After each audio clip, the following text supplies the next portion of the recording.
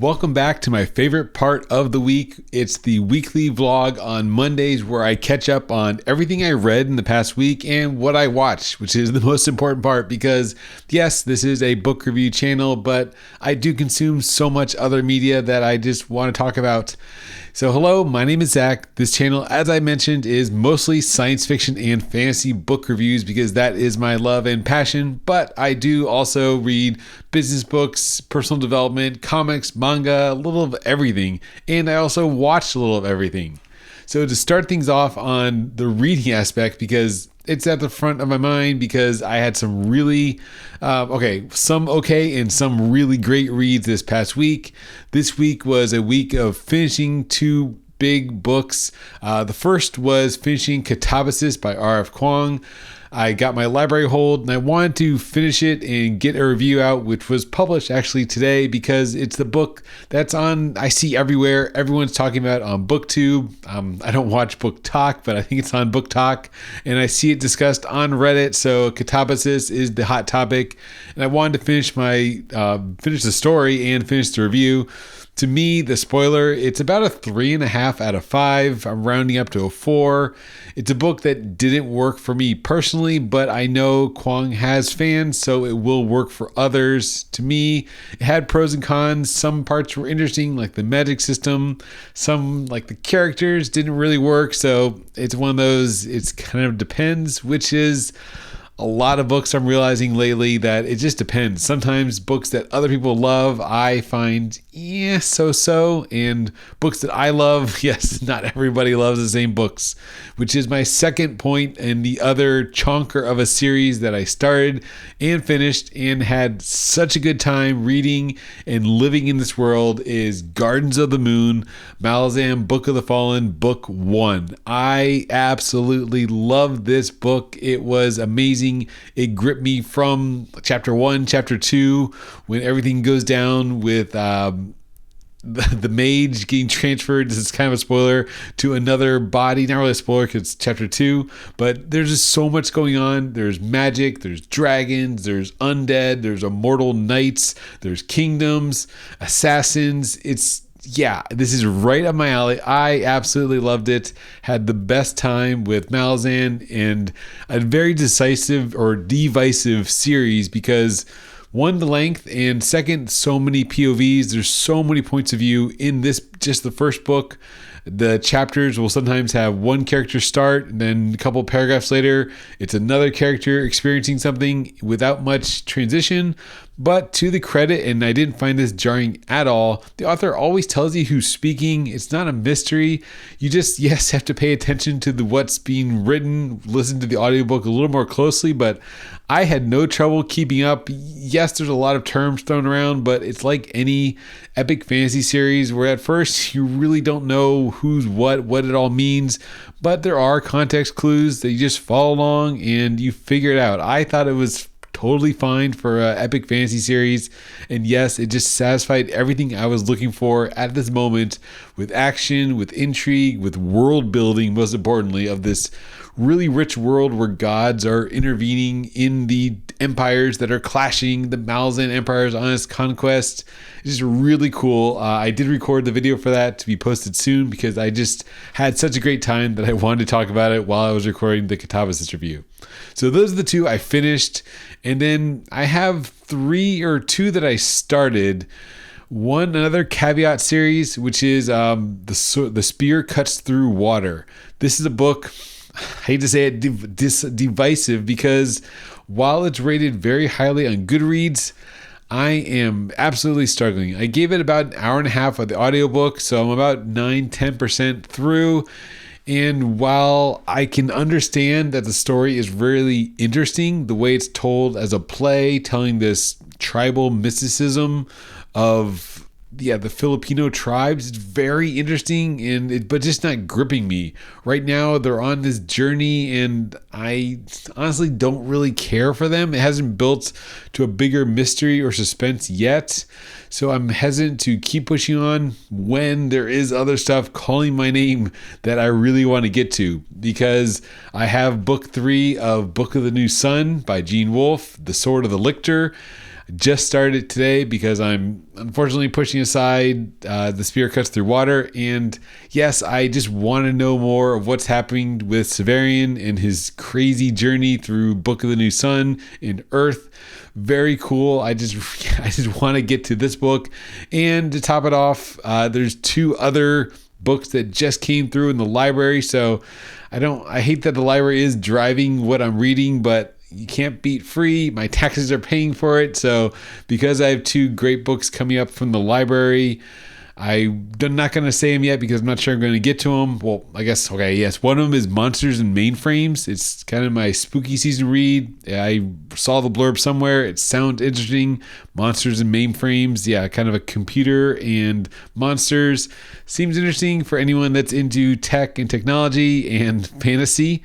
Sounds like fun. And then just earlier today, Promise of Blood became available. So I know again, it's another book that I know I'm going to like, I hope, but hopefully I'm not going to have this experience where I sort of like it and I know I should like it, but then I don't. So I want to go into that with the right mindset because it sounds on paper that it's going to tick all the boxes of what I'm looking for in fantasy series at the moment. So that's what I'm started and what I'm reading. Really planning to finish up Sword of the Lictor, which is Book of the New Sun 3, as soon as possible. It's not a long book. It's only about 11 hours, so should definitely finish it before the weekend. And then on the weekend, going to delve into one of these 2 library reads. Now shifting gears a little bit to what I watched and consumed outside of books, and that is the first movies. Great weekend for movies with 2 kind of big summer hits coming on streaming. First is the Naked Gun 2025 remake of the original From the Files of Police Squad. And this time we follow Liam Neeson from Taken fame playing the role of Frank Dresden's son. It's hilarious. He plays the straight man that Frank played in the first franchise, the first trilogy of books, of movies in the first series. It worked for me. I thought it was absolutely hilarious. There's a lot of jokes, a lot of slapstick gag humor. It really follows in the line of the classic police story, the first one, The Naked Gun. So if you like The Naked Gun, you're gonna like this one. I was cracking up watching it the whole time. I thought it was great. Maybe it's not your sense of humor, but it is definitely mine. Enjoyed it immensely. And then next up on Saturday, we watched 2 films. The first one was The Runaway Wrestler. This is a film out of Japan, which I saw described in reviews as one of those ganbare movies where you can do anything you push your mind to, and that's kind of how I felt with the movie. It's a sports movie about very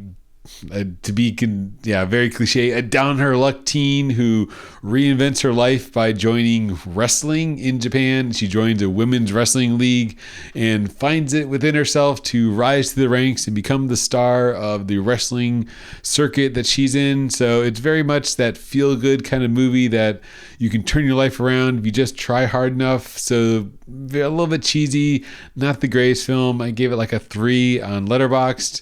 And then to follow that up, unfortunately in the same vein almost, but executed better, we watched Love Untangled from Netflix. This is the latest South Korean comedy, which is a coming-of-age comedy about a girl with crazy hair that she really wants it straightened. So that's the Untangled, and her trials and tribulations in her love life as she navigates high school with this crazy hair. And I think most fun that I enjoyed about it was that it's set in the late 90s, early 2000s. So it's that era that I was in high school in. So a lot of it just really clicked, that kind of throwback vibe of the film, even though it's in South Korea, it's in Busan, they're in this seaside town. But I grew up in Florida, so maybe that's a little bit of the beach vibes that I saw. But anyways, it's very interesting. I again had a great time, even though it wasn't like a masterpiece by any stretch of the imagination, but I think it just executed well on what it is. It's going to be a lighthearted Netflix style comedy movie, and the girl, high school, on her crush. Does she end up with the guy that she likes? The love triangle. It's just cheesy. It worked. It was a good time. Rated a 3.5 out of 5 because it's not winning any Oscars, but for pure enjoyment, it's more like a 4.5 because it was just enjoyable. It was fun. And then lastly, on Sunday, the other blockbuster that is on streaming this weekend is Nobody 2, the follow-up to Nobody 1. Also in a kind of stereotypical genre where it's the old guy who's secretly a badass, like Taken, with doing the Leslie Nielsen, it's too many similar names, character from The Naked Gun, where his character in Taken is a seemingly unassuming guy who's actually a secret assassin. Maybe also parallels Sakamoto Days, which we are watching on the anime front, which I'll get to. He's a nobody. The Odakirk's character is just a regular nobody, but this is the second one, so we already know that he is a nobody, but he's actually a regular. He's an assassin, so he's trying to be the family man with his past, and they go on vacation in this film, and hijinks ensue because, of course, they're going to discover criminal corruption in the water park retreat that they go to, and he must take it down with his unique set of skills. So again, just a general okay, great time. Like, put your mind on pause and just enjoy the action, the set pieces, what's happening, kind of the funny body humor, maybe the right word, physical humor, I think is what I'm trying to say, of explosions and people dying because it's assassins fighting, but in a very lighthearted, kind of humorous, funny way. So that was Nobody 2. Again, another enjoyable movie for an overall 4-film weekend with Naked Gun, Runaway Wrestler, Love Untangled, and then Nobody 2. Now, shifting gears to why we're only watching 4 movies lately is because we're watching so many TV series. Fall, or I guess this is technically summer, is having a blockbuster summer as far as television. To catch up on Alien Earth, which is an hour episode, but it is a very gripping hour. This is the episode that we're on right now in Alien Earth that I saw the reviews. We didn't watch it, of course, until Friday, but I saw the reviews on Reddit and didn't read them, but just read the headlines that this episode is the best Alien movie since Alien 3, I think some people were saying, or Alien 2, one of the early Alien movies, but it is a very, very good episode. This episode fills in the backstory of what happened before episode 1. So we don't get a lot of plot progression, but we do get a lot of character development and what the motivations of Morrow are, who is the cyborg that's on the quest. And like a classic Alien film, this takes place all aboard the spaceship that we saw in episode 1 before it crashed, and it fills in how the monsters get loose and led to it crashing in episode 1. So it's that classic Alien movie formula of a crew with flawed characters, confined space on a spaceship with a monster running around that is trying to kill them indiscriminately. It is a very gripping episode. It's an awesome hour of television, really well done, and can't wait to get back to the next episode when we finally get some more plot progression, now that we know some of the stakes and some of the motivations that Morrow has, and what maybe a little bit more of what's going on behind the scenes with this power struggle between Prodigy Corporation and Weyland-Yutani. So very much enjoying, if I didn't make that clear, Alien Earth. Alien Earth is great.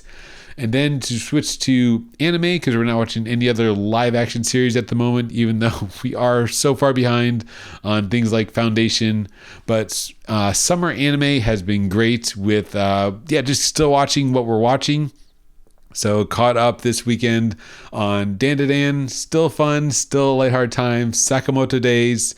Our other series from Crunchyroll, Gachiakuta, is still a lot of fun. I love Gachiakuta. The power systems, we're really getting into what's happening again in this plot. It's progressing the storyline, no backfiller episodes yet, so still want to learn what's going on with the spheres and the trash as the world expands in Gachiakuta. And then Clevatess is continuing to be great. I think that definitely deserves more talk, especially in the fantasy realm. Clevatess is a great story so far, with fantasy, with world building, with empires. It reminds me a lot of Malazan and a lot of echoes of Berserk, which I want to talk about next. That's why I'm kind of using that as a segue into Berserk, because we finally gave a chance, or I gave a chance, to the 2016 Berserk anime. So as a super fan of Berserk, the manga, I watched the 97 anime way back in college when it came, close to when it came out. So this was early 2000s is when I got into Berserk. It wasn't at the launch in the 90s. I think it was like 99, 2000. I was in high school or just graduating high school in college when I was going through my anime phase. And Berserk was, very gripping. The original Berserk anime. It's the Golden Age arc, so really cool stuff going on there with a fantasy vibe that I love because it's fantasy, it's this medieval setting, but then there's hints of other things going on and a darker events happening. Don't want to be too spoilery, but it's Berserk. I think everyone kind of knows a little bit of at least the general story of the God Hand and Griffith. So Berserk 97 was great, but then 2016 Berserk gets very low ratings, and I'm starting to see why, just because the animation is a little bit jarring. It's this mix of cell shaded, like kind of 3D-ish, but then also CGI of the monsters. So they were going for the cell shaded look of the manga. They wanted to bring in that hand-drawn line art style for the characters, but then they chose, for whatever reason, budget, stylistic choices, to use CGI and computer graphics for the monsters. So you have, so far, we only watched 3 episodes, but so far you have like the skeletons and the dogs and the first apostle they meet.